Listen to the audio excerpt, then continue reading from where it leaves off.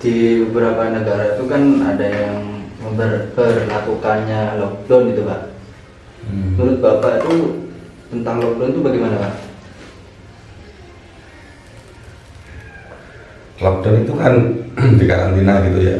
Ya. Satu negara, kira-kira ini menurut Bapak, satu negara atau satu wilayah yang pemerintahannya memperlakukan lockdown itu berarti membatasi jumlah orang masuk atau menutup orang dari luar untuk masuk ke daerahnya, juga sebaliknya menutup pintu orang yang berasal dari daerahnya untuk keluar daerah. Kira-kira kan lockdown seperti itu. Menurut Bapak kalau itu tujuannya bagus, ya kenapa kita nggak harus ikuti? Karena pemerintah misalnya mengambil sikap lockdown, itu kan pasti juga melalui pertimbangan-pertimbangan dari para ahlinya. Misalnya dari ahli medis, kemudian dari ahli ekonomi, ahli keuangan, dan seterusnya. Bukan hanya lockdown, setiap kebijakan pemerintah itu pasti ada plus minusnya juga, ada pro kontranya juga. Misalnya ada sebagian masyarakat yang beranggapan bahwa lockdown itu akan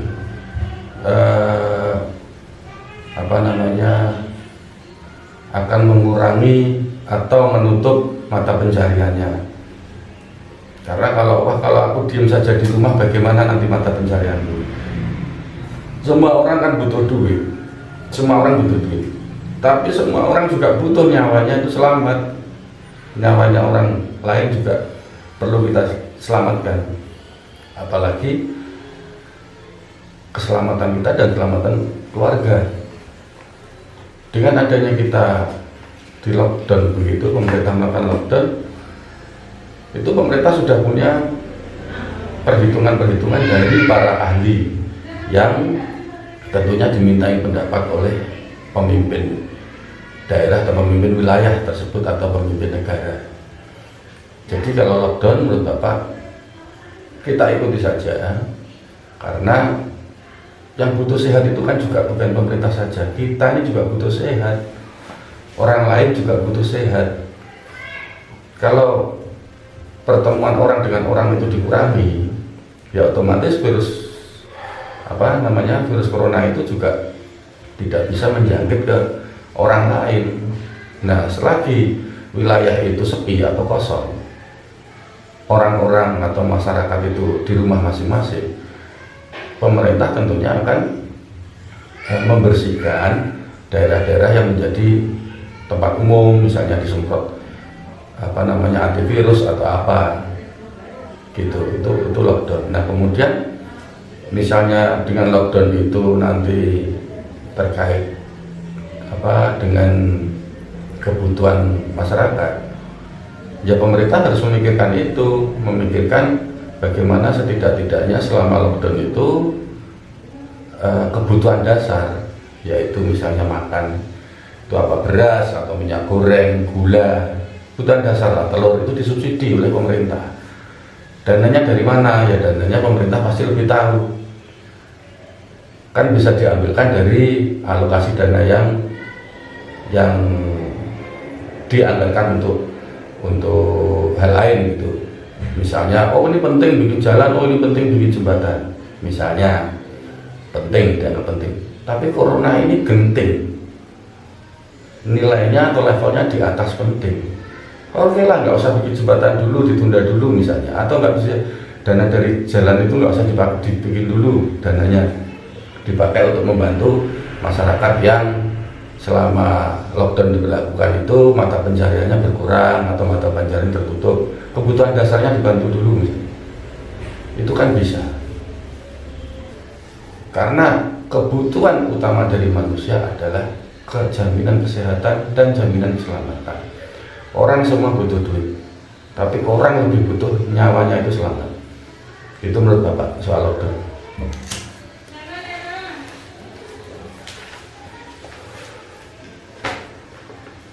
Beberapa orang juga ada yang mengaitkan dengan spiritual nih Pak, tentang corona. Menurut Bapak ini hal-hal yang berkaitan dengan spiritual itu kayak seperti apa Pak? Iya. Tentang corona.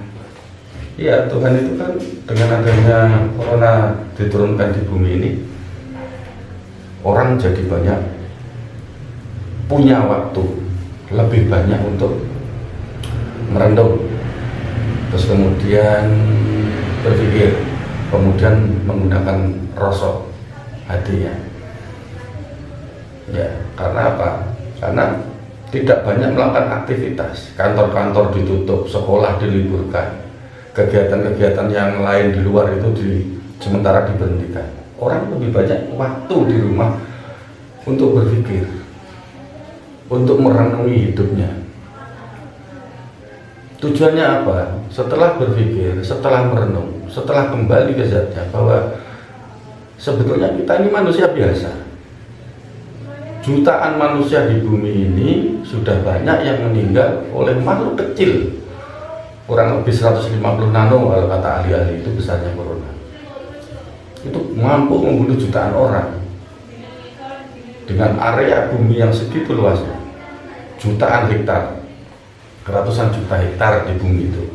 Corona bisa menyebar sampai ke hampir seluruh yang ada di bumi. Nah, kita harus berpikir bahwa ternyata aku menungso biasa.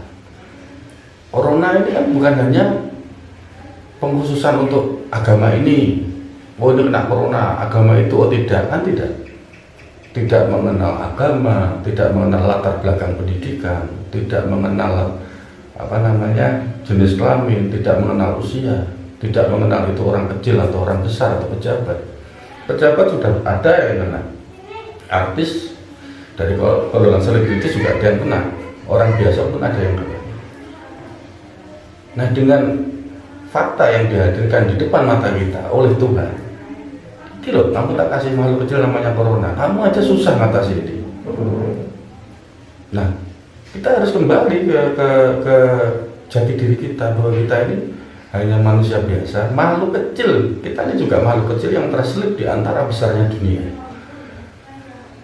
Jangan sombong, jangan egois, jangan merasa kuat, jangan merasa sudah hebat. Ngadepi corona aja makhluk kecil seperti itu yang katanya 150 nano. Nano itu kurang lebih kan /miliar meter. Jadi 1 meter dibagi 1 miliar itu nano. Kecil. Kita nggak bisa mata telanjang itu melihat virus corona, harus pakai alat bantu, misalnya mikroskop. Itu saja kita kesulitan menghadapi makhluk kecil yang namanya corona itu. Terus kalau kita mau jumawa, terus kita angkuh, kemudian kita merasa diri kita hebat. Kalau menurut Bapak, hal spiritualnya itu kita disuruh diam di rumah, kita ibadahnya lebih khusyuk, kita lebih hangat dengan keluarga yang dahulunya ada orang tua yang sibuk masing-masing, sehingga porsi untuk anak-anaknya itu berkurang, bertemu dengan anak-anaknya, porsi memberikan pendidikan agama dan seterusnya itu kurang terhadap anak-anak. Sekarang diberi waktu lebih panjang oleh Tuhan untuk memberikan nilai-nilai hidup, terus kemudian nilai-nilai agama, sehingga kita bisa beribadah lebih baik, lebih hikmat, lebih khusyuk terhadap Tuhan sesuai dengan agama yang kita anut masing-masing. Apakah nanti setelah corona ini selesai, kita mampu menghadapi corona ini, ujiannya selesai? Ya belum tentu. Bisa jadi ada ujian yang lebih besar dari corona. Kita nggak tahu. Itu terserah Tuhan. Tapi yang jelas untuk saat ini, kita disuruh berpikir, kita disuruh menggunakan rasa. Kalau orang bilang menggunakan rasa itu, corona ini apa dan kita harus bagaimana? Kita kembali ke jati diri kita, bahwa kita ini manusia biasa. Itu kira-kira kalau dari Bapak.